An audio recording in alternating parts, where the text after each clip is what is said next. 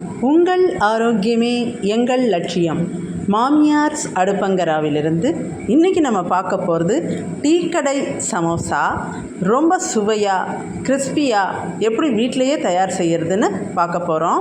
அப்படிப்பட்ட அந்த onion vegetable samosa தான் இன்றைக்கி நாம் செய்ய போகிறோம். பாருங்கள், அதுக்கு தேவையான பொருட்கள், எப்படி செய்முறை எல்லாமே நம்ம வரிசையாக பார்த்துடலாம்.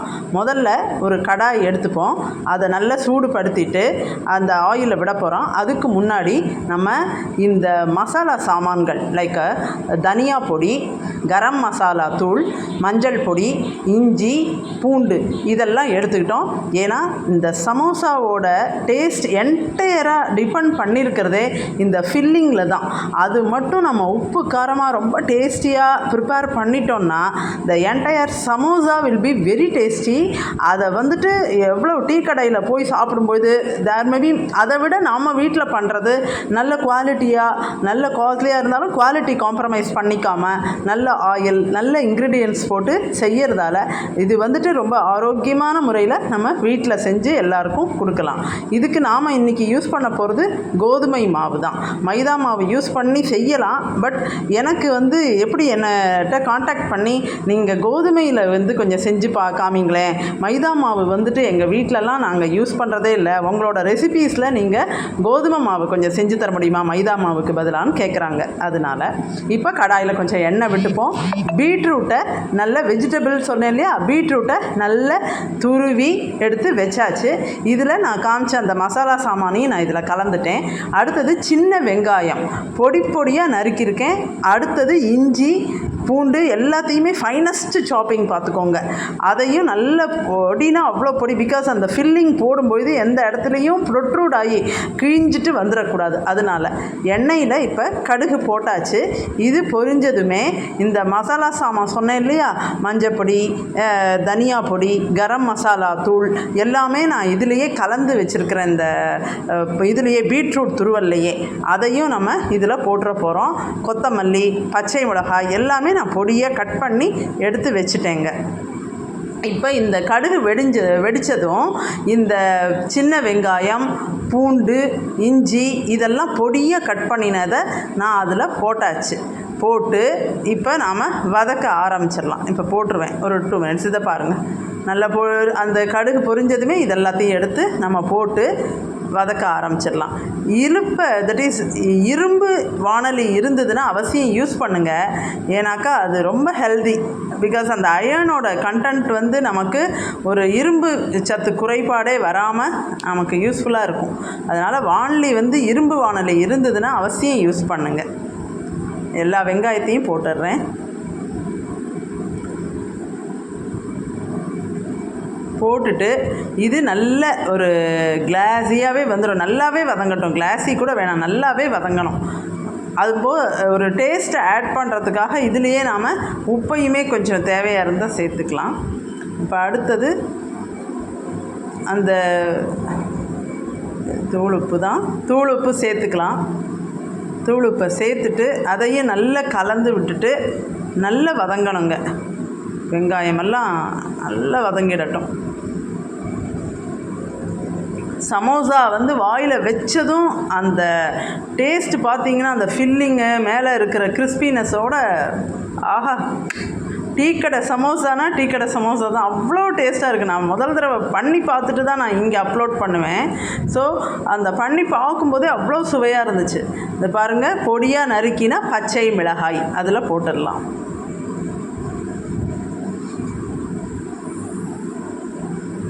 மைதா மாவில் செய்யலாம். பட் மைதா மாவுக்கெல்லாம் பார்த்திங்கன்னா எண்ணெய் கோதுமை மாவோட எண்ணெய் அதிகமாக வரும். ஸோ ஹெல்த்தின்னு பார்த்தாக்க கோதுமை மாவில் செய்கிறது கம்பேரிட்டிவாக கொஞ்சம் நல்லது தான். ஹெல்த்தியாகவே தான் இருக்கும், ஆரோக்கியத்துக்கு அது உகந்தது. அடுத்தது இந்த பீட்ரூட், இது மசாலா சாமான்லாம் கலந்துருக்கோம் இல்லையா, அதை போட்டாச்சு. இப்போ இதுவும் சேர்த்து நல்ல கலரி விட்டுடலாம். வித்தியாசமாக நம்ம செஞ்சு கொடுக்கும்போது பசங்களுக்கெல்லாம் அவ்வளோ பிடிச்சிருக்கு, ஆசையாக சாப்பிட்றாங்க. சத்துக்கு சத்து, டேஸ்ட்டுக்கு டேஸ்ட் எல்லாமே நல்லாவும் இருக்குது. ஆனியன் பீட்ரூட் போட்டு ஆனியன் வெஜிடபிள் சமோசா இன்றைக்கி நாம் செய்கிறது.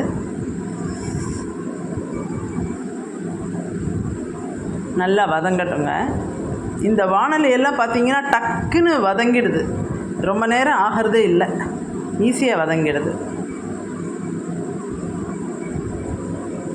நல்லா கிளறி விட்டுட்டோம்னா அப்படியே. இப்போ இந்த இது வந்துட்டு நல்ல உப்பு காரமாக இருக்கணும்னு சொன்னேன் இல்லையா, அதனால் இதோடு நம்ம காரப்பொடியும் கொஞ்சம் சேர்த்துக்கணும். அதுக்கப்புறம் கொஞ்சமாக வாயில் போட்டு பாருங்கள், உப்பு காரமெல்லாம் உங்கள் டேஸ்ட்டுக்கு இருக்கான்னு அவசியம் போட்டு பாருங்கள். நல்ல ஒரு தேவைக்கேற்ற அளவுக்கு சில்லி பவுடர் கட்டாயம், காரப்பொடி சேர்த்துக்கலாம், மிளகாய்த்தூள்.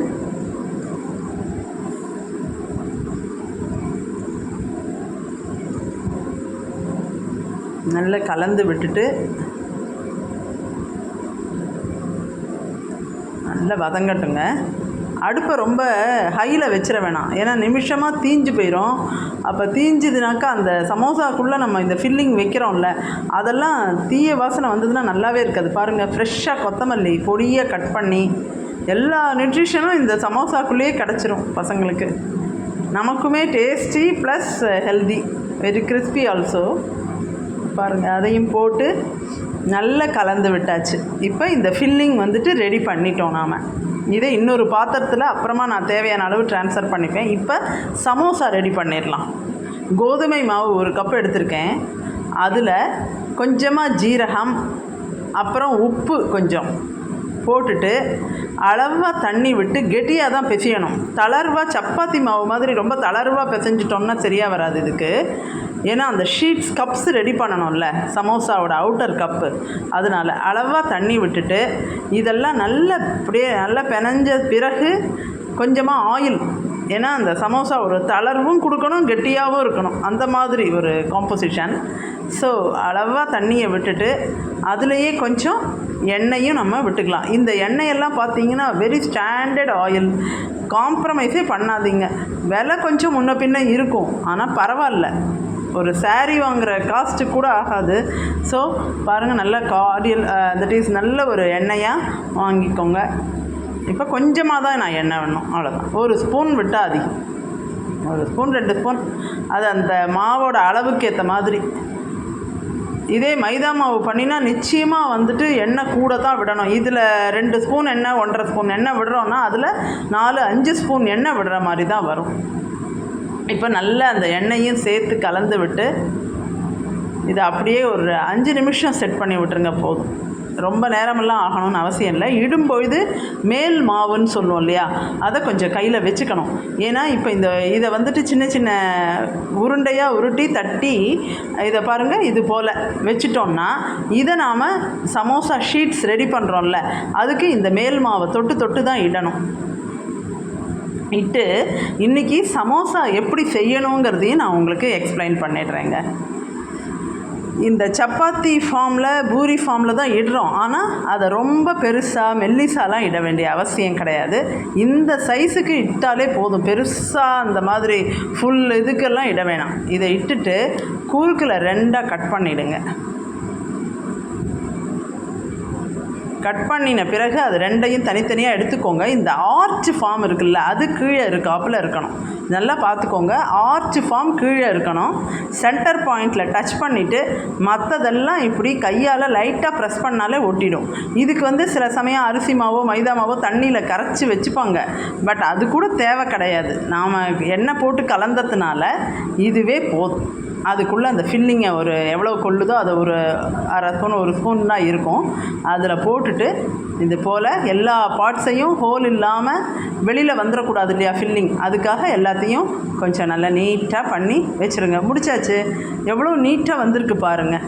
இந்த அதாவது ஸ்ட்ரெயிட் ஃபார்ம் ஸ்ட்ரெயிட் கோடாட்டம் இருக்கிறது மேல் பக்கம், ஆர்ச்சு கீழே, அதுக்கப்புறம் சென்டரில் ஒரு புள்ளி வச்சு இங்கேருந்து அப்படி அங்கேருந்து இப்படி கோன் ரெடி ஆகிடுச்சு. இந்த கோனுக்குள்ளே நம்ம இதை வைக்க போகிறோம். பாருங்கள், கோன் ஷேப்பில் இருக்கும். அதுக்கப்புறம் இதை ஃபில் பண்ணிவிட்டு மேலே இருக்கிறத அப்படியே நம்ம பேஸ்டிங் மாதிரி அப்படியே ப்ரெஸ் பண்ணிட்டோம்னாலே மூடிக்கும். அவ்வளவுதான். ஈஸியாக நம்ம ரொம்ப ஈஸியாக ரெடி பண்ணிடலாம். நீங்கள் பாருங்கள், நாம் எண்ணெயை வந்து இதுக்கெல்லாம் இந்த பலகாரம் பட்சணம் இதெல்லாம் செய்யும்பொழுது அளவாக தான் எண்ணெய் விட்டுப்போம். ரொம்ப நிறைய எண்ணெய் விட்டு பொரித்தோன்னா அப்புறம் மிச்சம் இருக்கிற எண்ணெய் எல்லாம் வேஸ்ட் ஆயிரும். அதனால் தட்ஸ் வை பார்த்திங்கன்னா we will always use minimum quantity of oil. நம்ம வந்துட்டு நிறைய எண்ணெயெல்லாம் யூஸ் பண்ணுறதில்ல. ஸோ மினிமமாக எண்ணெயை பொரித்து எடுக்கிறதுக்கு கம்மியாக தான் எடுத்துக்கிறோம். 2ஆக கட் பண்ணிக்கோங்க. இன்னொரு முறையும் செஞ்சு காமிச்சிருவேன். இந்த ஆர்ச் ஃபார்ம் கீழே சென்டரில் ஒரு போட்டு புள்ளியாட்டம் வச்சுட்டோன்னா அதை பார்த்து ப்ரெஸ் பண்ணுங்கள். இந்த பக்கம் ப்ரெஸ் பண்ணிவிடுங்க. ஈஸியாக செஞ்சு முடிச்சிடலாம். நீங்கள் அப்படி வந்துடுச்சா?